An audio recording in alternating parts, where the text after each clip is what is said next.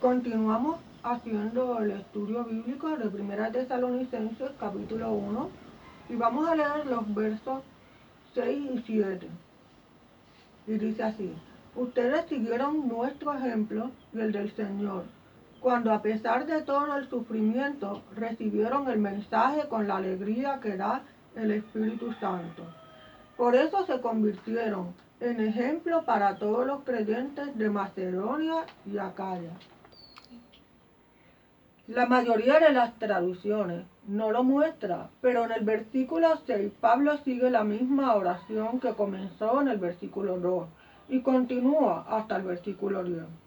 El tema principal de esta larga oración es la lista de razones que tiene Pablo para dar gracias que presenta en las oraciones. Los versículos 6 y 7 añaden dos elementos a estos agradecimientos.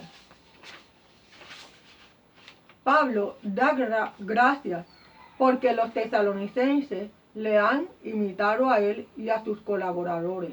Por eso son un ejemplo para imitar. Ellos imitaron a aquellos que imitaban a Cristo. Las personas necesitan ver en nosotros un ejemplo a seguir. Necesitan ver a Cristo reflejado en nosotros. Que les podamos ayudar, bendecirles por medio de una palabra, de un consejo, de una ayuda para resolver algún problema en un momento difícil. ¿Quién no ha experimentado la bendición de un buen consejo y un buen ejemplo? Cuando somos líderes en la iglesia, la gente nos imitará, aunque no sea nuestro propósito. Muchos nos imitarán. Es importante que como cristianos vivamos lo que predicamos y podamos modelar a Cristo para otros. Aunque no seamos líderes en la iglesia como tal, ¿verdad? Pero es importante nosotros que nuestra vida cristiana refleje a Cristo en todo momento, en todo lugar, en todas circunstancias. Pablo los dirigió al Señor con el modelo principal, como modelo principal. Hoy nosotros tenemos el Nuevo Testamento y podemos imitar a Jesús, quien es el modelo perfecto para todos. Pablo apoya el deseo de ellos de imitarlo a él como su maestro y mentor, y también llegar a ser modelos ellos mismos, dignos luego, asimismo, de ser imitados. Los tesalonicenses se enfocaron en recibir la palabra de Dios y aplicarla en sus vidas por medio del Espíritu Santo. Y nosotros debemos hacer lo mismo. A pesar de las pruebas, la persecución y los sufrimientos, ellos fueron modelos y recibieron el mensaje de Dios con gozo.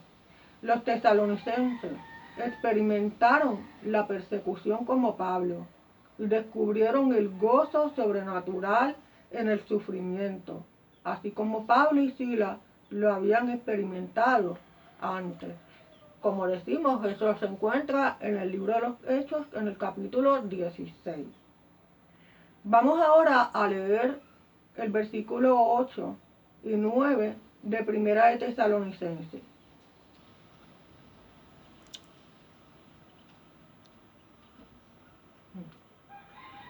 Los versículos 8 y 9 de Primera de Tesalonicenses dicen: el mensaje del Señor salió de ustedes y ya se ha anunciado, no solo en Macedonia y Acaya, sino por todos lados.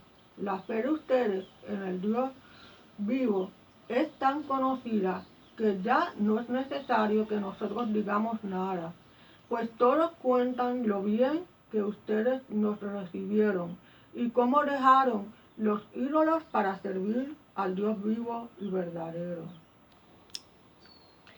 En el verso 2, Pablo da gracias a Dios por los tesalonicenses. Y aquí, en el 8, explica que ellos son un modelo para los otros creyentes en la región de Macedonia y de Acaya, donde se hallaba Corinto. Ellos fueron un modelo de esfuerzo evangelizador, difundiendo la palabra de Dios en ambas provincias y más allá, Pablo también los consideró un modelo de fe por recibirle a él y al Evangelio. Vemos que la iglesia local se hizo cargo y continuó la obra que el misionero comenzó. En el verso 8, Pablo indica que su trabajo llegó a ser innecesario en esas regiones por la fe y las acciones de los tesalonicenses. Si deseamos ver al reino de Dios expandirse rápidamente, necesitamos vivir por fe. El antiguo mundo romano tenía buenos caminos y había viajes frecuentes entre las regiones, por eso la comunicación entre una y otra era relativamente rápida. El mencionar que la fe de los tesalonicenses era conocida de muchos lugares nos indica que la gente en Roma y en Antioquía hablaban de ellos en su comunicación con Pablo. Al alabar su fe, Pablo los animaba a crecer más todavía en esa fe. Ellos estaban dispuestos a ser enseñados y a hacer cambios radicales en sus vidas, como abandonar los ídolos y otras formas populares de adoración. Ellos querían vivir a la altura de las expectativas de Pablo, quien por medio de la alabanza les transmitía mayores expectativas, ¿verdad? Y gozo, y les transmitía para que ellos siguieran hacia adelante. Los tesalonicenses empezaron a servir a un Dios vivo y verdadero, a diferencia de los dioses falsos. Ahora su influencia tiene un alcance increíble debido al hecho que su servicio al Dios verdadero se basa en el hecho de que Él es el creador del universo, un Dios que hace un contraste a los dioses mudos y muertos, como dice, ¿verdad?, en los Salmos 115, y voy a hacer un alto aquí. Vamos a leer el Salmo 115.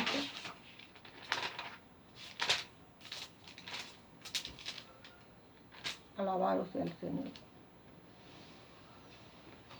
Dice el Salmo 115, en los versículos 4 al 7. Dice: tienen boca, mas no hablan. Tienen ojos, mas no ven. Orejas tienen, mas no oyen. Y tienen narices, mas no huelen. Manos tienen, mas no palpan. Y tienen pies, mas no andan. No hablan con su garganta. Amén. Este es el Salmo 115, versos del 4 al 7. Cuando muchos gentiles oían el mensaje cristiano, posiblemente se reían porque era un mensaje judío. Los tesalonicenses no lo hicieron. Ellos reordenaron sus vidas a la luz del Evangelio. El enfoque del mensaje de Cristo presentado por Pablo fue importante para ellos, para sus problemas, sus preocupaciones y sus expectativas. Y esto es importante también para nosotros, cuando nosotros presentemos el mensaje a otras personas, que les sea importante, relevante a lo que ellos están en este momento padeciendo, ¿verdad? El corazón de Pablo simpatizaba tiernamente con ellos, que en medio de la prueba y la adversidad habían permanecido fieles a Dios. Aunque anhelaba visitarlos en persona, como no podía hacerlo en ese momento, les escribió la carta. Los creyentes tesalonicenses eran verdaderos misioneros. Sus corazones ardían de celo por el Salvador que los había librado del temor y de la ira venidera.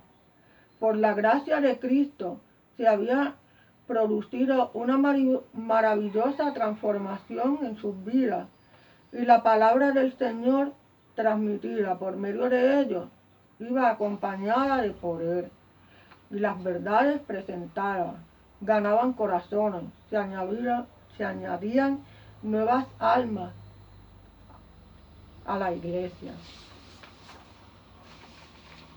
El verso 9 es interesante que Pablo dice que al llegar a un nuevo lugar con la meta de predicar acerca de Jesucristo, muchas personas le respondieron con: ya hemos escuchado de eso por lo que enseñaste a los tesalonicenses. Pablo indica que esto refleja un amor que trabaja en las vidas de otras personas. Vamos ahora a leer el versículo 10. El versículo 10 dice: también cuentan cómo ustedes esperan que Jesús regrese del cielo, el que es el Hijo amado de Dios, a quien Dios resucitó y quien nos libra del castigo que viene. Dios resucitó a Jesucristo de entre los muertos. Tenemos una plena seguridad que Él regresará por su iglesia. Él vino a comprar la salvación para nosotros y cuando venga de nuevo traerá la salvación con Él, la liberación total y definitiva de la ira que está por venir.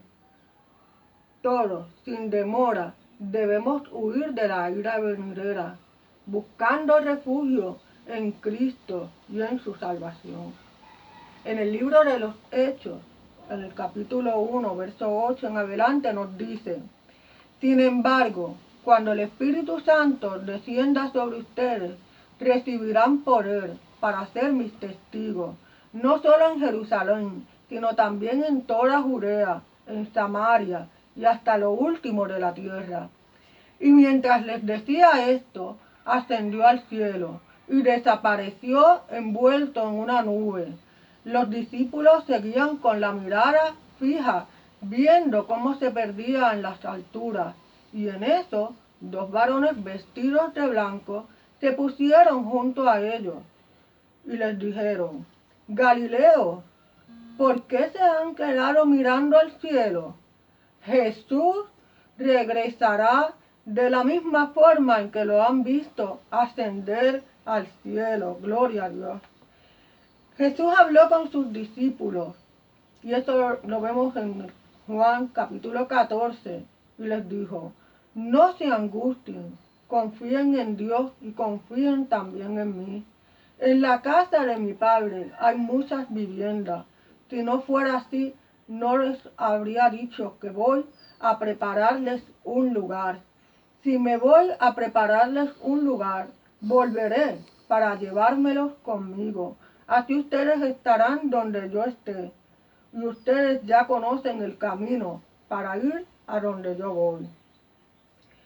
Pablo dice a los Corintios, en una carta, ¿verdad?, posterior, en el capítulo 15 y verso 12: ahora bien, si se predica que Cristo resucitó, ¿por qué algunos andan diciendo que no existe la resurrección de los muertos? Si no hay resurrección, Cristo no resucitó tampoco. Si no resucitó, vana es nuestra predicación y vana es la fe de ustedes. Gloria a Jesús. Nuestra fe está fundamentada en Jesucristo, nuestro Salvador, nuestro sanador, nuestro santificador y nuestro Rey que viene. Vemos cómo las iglesias que se fundaron desde el principio creyeron que Jesús vendría muy pronto. Eso los fortalecía en medio de las persecuciones y pruebas. Ellos tenían su esperanza en Dios y compartían esa palabra, el Evangelio, que quiere decir buenas nuevas. Que el amor por Jesús y su palabra nos impulse como esta iglesia de Tesalónica a compartir este mensaje de fe y esperanza con otras. Hasta la próxima clase. Dios te bendiga.